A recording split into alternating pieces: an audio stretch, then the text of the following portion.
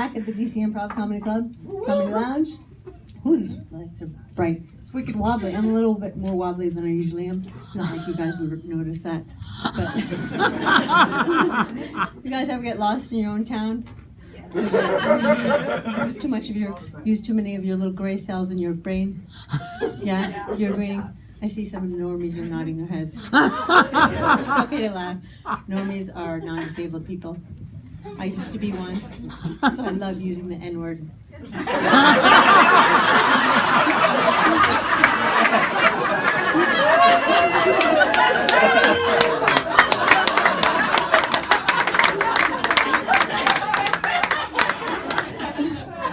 So you agree with me that sometimes you lose a little mental capacity when you're fatigued, right? Yeah. So I get off DuPont Circle Metro Station, and I talk into my phone, navigate to DC Improv Comedy Club, right? Because I know it's only 3 blocks away, but it's the end of the work day, last day of the work week. I don't want to get lost on my way here, right? So my dumb phone says, navigating to DC Driver Improvement Club. I'm like, what? I'm looking around.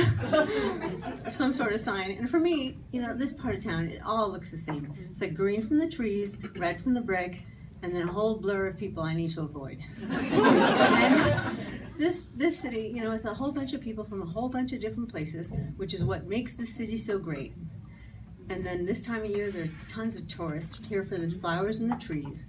And for people like me, people with disabilities, especially for those of us who can't see too well, there are consequences when you can't see too clearly. And I once got hit by a car. Well, technically it was a cab.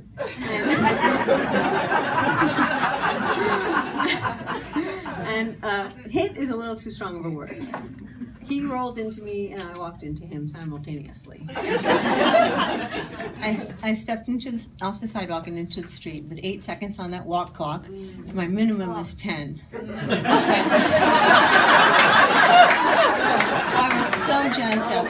I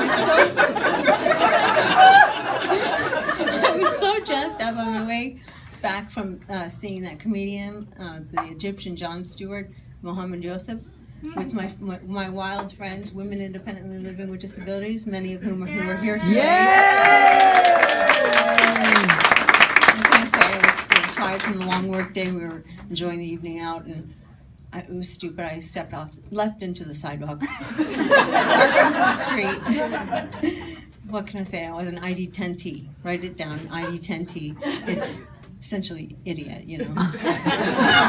But that word's really mean. We shouldn't use that word. That's why I use ID10T. Just about myself, not about anything else. It sounds like a computer error. I didn't make it up.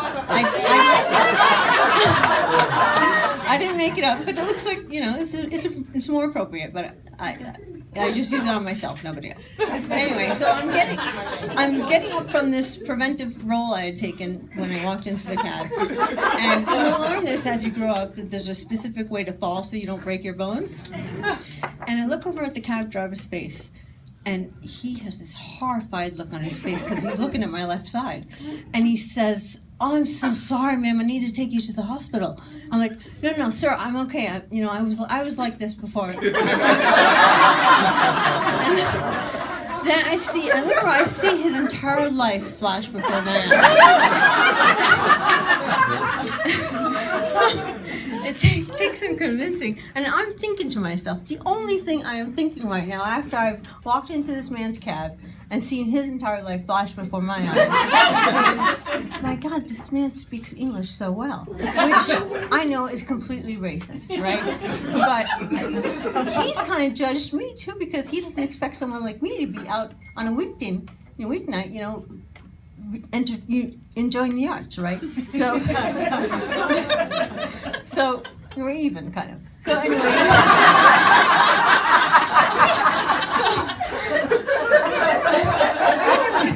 I convinced him to take me home, and he doesn't charge me. He refuses to let me pay, which is wicked cool because I didn't want to have to take that stinking single tracking red line metro.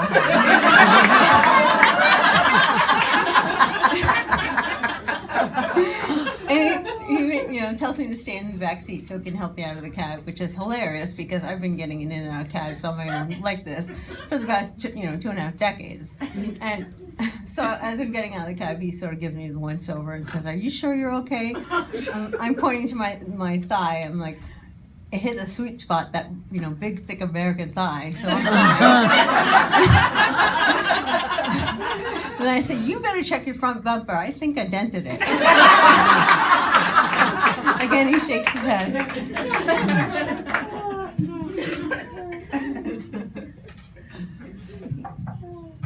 He shakes his head, and I ask his permission if I can hug him, and he's like, "Yeah, that's okay." And I said, "I'm just glad nobody was injured. Wouldn't it be cool if everybody just resolved non-life-threatening accidents like that? Why tie up the courts and line the lawyers' pockets?" Because, like you said, we all basically are turned into ID10Ts when we're fatigued. I mean, you normies were agreeing with me earlier tonight. So, where was I? Oh yeah, you'll get used to this. I have a TBI, traumatic brain injury, so we tend to, meander and forget what we were saying. There'll be many more people like me when, if we continue to have these wars and stuff and assault weapons on the street. There are going to be tons more people like me on the streets. So get ready for us. Forgetful meandering. So where was I? Oh, right, that's right. I've forgotten. I've given up on my phone to get to the improv club here, and so I stop and I ask a human, essentially like, can you just direct me how to get to the comedy club? And I'm sure it's just 2 blocks away. I just at the end of the workday, I'm just wicked tired. So this woman, and at this point I have my white cane with me too, just to signify that I have vision loss. And this woman looks at me. She looks me up and down. She frowns and she's like, "Where's your phone?" And I'm just like, do I have to explain to this woman that, I'm tired or whatever? So anyway, I'm sort of like, where's the humanity? Why does the humanity love these humans? That's my time. Thanks so much.